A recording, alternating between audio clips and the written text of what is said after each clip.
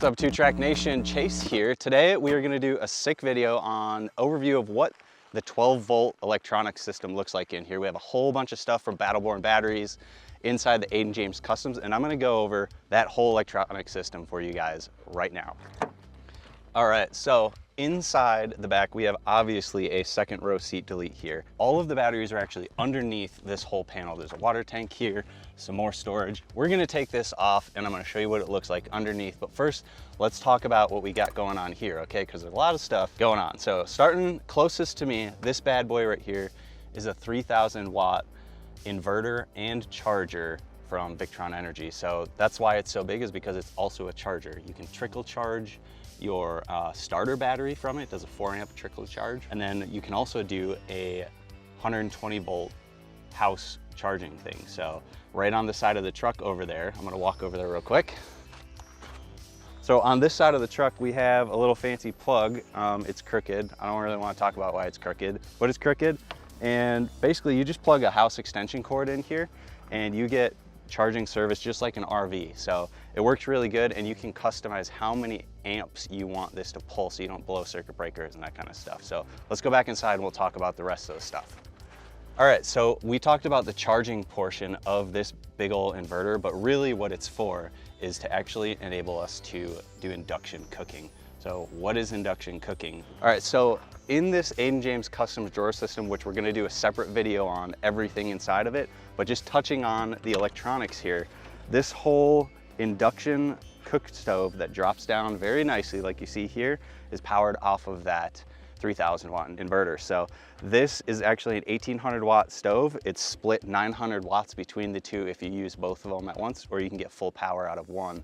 And the reason we oversized it is because I charge a lot of media devices at the same time, right? So we do a lot of filming, drone stuff, all sorts of camera, laptop, that kind of stuff when I'm out on the road. And I just drove, I spent 2 months out of this truck and used the whole system flawlessly. So outside of what that powers, this fridge is on 24/7 for probably the last 4 years. Right now, this thing crushes, and with no solar, I think it'll last like 10 days or something crazy like that, without charging and running all the time. So sneak peek, this is also on a slide, but back to the electronics. All of the guts and glory of all the wiring and stuff are also behind this fridge, and we'll show you guys that later. So let's get back inside and we'll work our way across that shelf and kind of talk about the rest of the stuff on there. All right, talked about the inverter. This thing is bad boy, and it's totally customizable. Like I said, on your laptop, you can go in and configure a bunch of settings. But over here, moving across, we have 2 items here. One is a big old solar charger, probably a little oversized for what this truck has on the top, but it is capable of 150 volts, which is a lot of solar.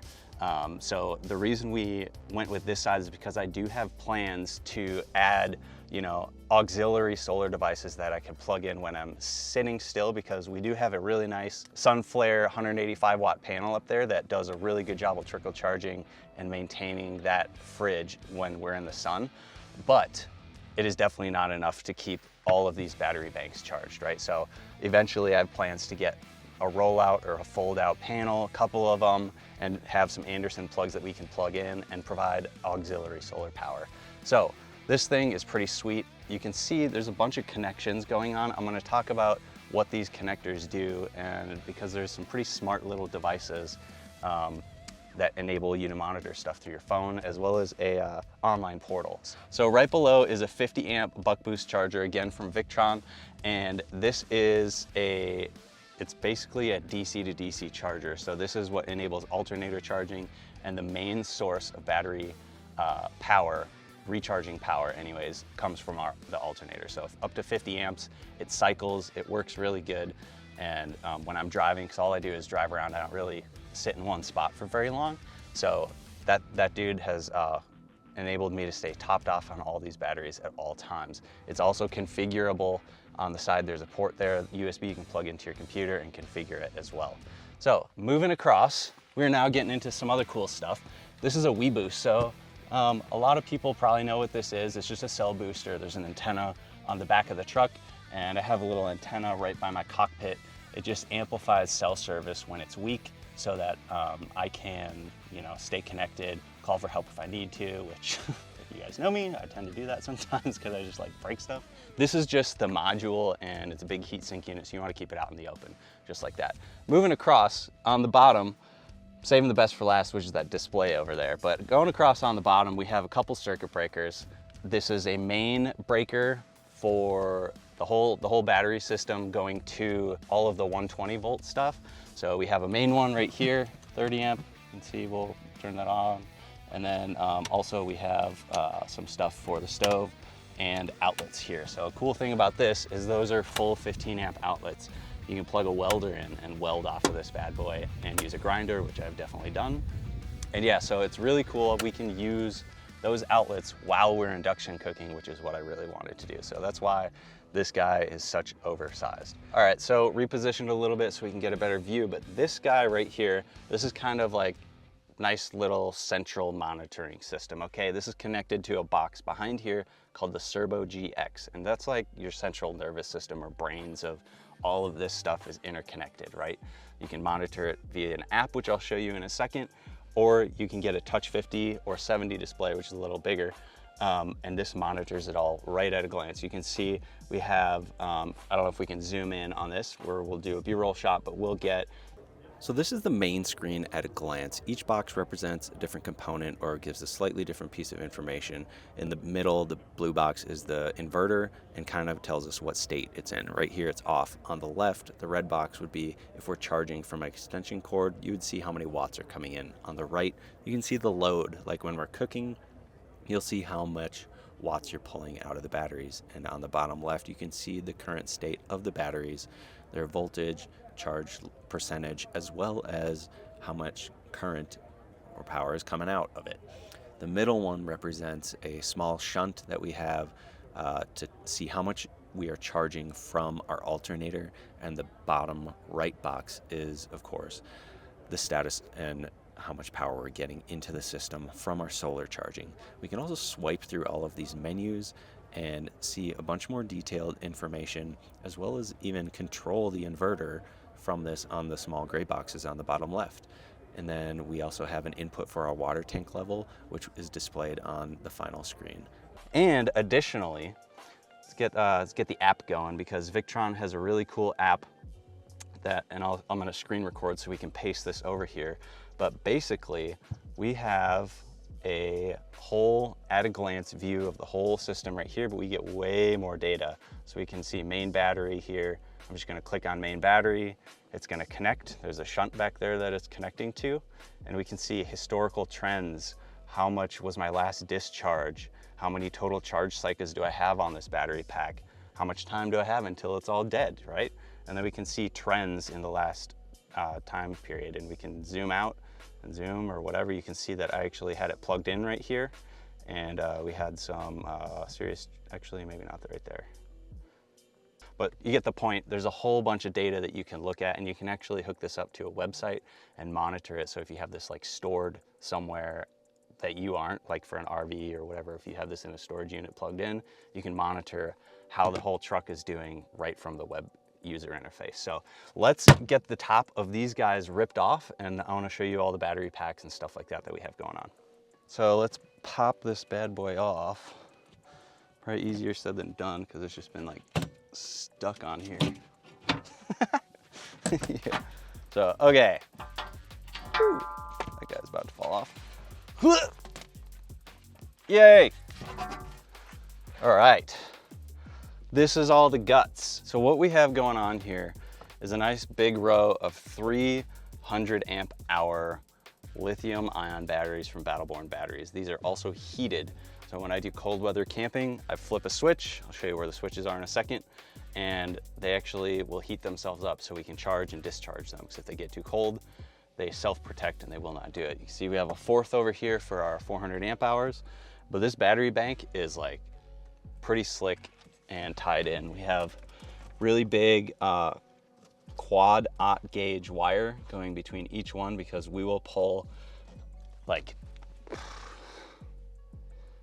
200 amps depending on the load of this guy. And it's important to note that when you wire these up, you want your positive and negative terminals to actually be pulling from the opposite end of your battery. So you don't want your whole battery bank in series for a 12-volt system, and then you pull off the same terminals here, because what will happen is the furthest battery will actually get loaded way less than the front one. So if you come over here, you can see that we have all of our negatives tied, obviously, but this guy right here is actually the negative terminal that's coming down to ground. And over here, right here, you can see that our positive terminal, this is the final battery in this whole series, and that's going directly to this switch. So this is a big 600 amp switch that will kill power to the whole battery system, and this main lead is wired directly to there, and then after that it goes to this big bus bar right here, and a lot of the guts are behind this panel right behind the fridge. So other stuff that's going on back here behind this switch is a whole basically electrical panel that has all the safety features on for this guy. And this lower circuit breaker actually cuts power from the battery or alternator on the truck up to here to the charging input. So if we accidentally have a short between here or there, the truck will not catch on fire, it'll trip, and I can also isolate problems just by flipping these breakers and turning certain charging on and off, right? Right here we also have a fuse box for a lot of other accessories like the fridge, all this automatic lighting. You see when I open and close this, we have lights in here that turn on and off. Same with all the drawers have all automatic lighting, but it's really important. There's so much power here that you guys need to have your safety system dialed and everything sorted out. This is like, no joke, a ton of power. So definitely take all of that into consideration when you're laying this out. You don't want your batteries rattling around. Like, this guy is solid and it's been in here for a year and it still doesn't move. All right, so behind the fridge, we have a whole bunch of stuff, and it's kind of hard to film, so we're just gonna shove the camera in one of these cracks. But basically, there's two smart shunts back there for main battery and the DC to DC buck boost charger, so I can see different percentages and where the current is flowing and how it's performing, right? We also have the Turbo GX back there that has all of these smart inputs going on to it. And I'm just kind of looking because it's been a while since I've looked back there. But we also have a couple fuses and stuff like that. And I'll flash the whole schematic for how this is set up. I have it all mapped out so you guys can see exactly how this system is laid out and how it works. But let's take a look at all of the guts back there and so you guys can see. So on the bottom row, we have two bus bars, one power bus bar to spread the load between all the inverter, the DC charging, hook straight to the battery, and other components that need to hook on there. We also have a voltage sensor, that goes on there so we can monitor voltages at different points. The negative bus bar just to the right, same deal, big common ground, and then it ties directly into the chassis of the whole truck, so it's all connected. Which is important. Moving on up to the right, that is the Turbo GX, the top right blue box, that's the Turbo GX. So we have a bunch of smart inputs that come from all of the different devices. Both of the shunts have them, it connects to the touch screen, also the HDMI, and it has a SD card, and then that guy also has a Wi-Fi card in it that will connect to the internet, and you can set up a web portal so that you can, like I said, you can connect and monitor all the stuff that's going on in your truck wherever the heck you are. Up on the left side is all of the AC components that we saw. So we have our circuit breaker, we have the outlets, and then we have a common ground and neutral system going on there for those 120 volt system. So the fridge, you can kind of see there's actually a little track here that as it goes in and out, it follows it nicely. And then each one of these drawers has automatic lighting that also goes to that fuse panel up on the left. And then there's a water pump that is also plugged in, and we can fill and cook and stuff like that right from here. So there's a big old pump and accumulator that pulls directly from that tank. And I kind of skipped over it, but that sensor right in the top, that is the level sensor for that 10-gallon water tank. That was a nice overview of the whole 12-volt system in here. Again, 400 amp hours of battery, which is a lot of battery power for something like this, but we use the crap out of it, especially with induction cooking. And I'm gonna talk about more about that and how that works in the whole drawer system overview, which is going to be a separate video. So thank you for checking this out. If you have any questions, let me know. There's going to be links to all of the components here down below. Battle-born batteries, you can get basically all of these components is where I got all the Victron stuff, everything. So that's where you're gonna wanna go and check out, and they're very helpful and receptive to questions. So thanks for checking it out. See you guys next time.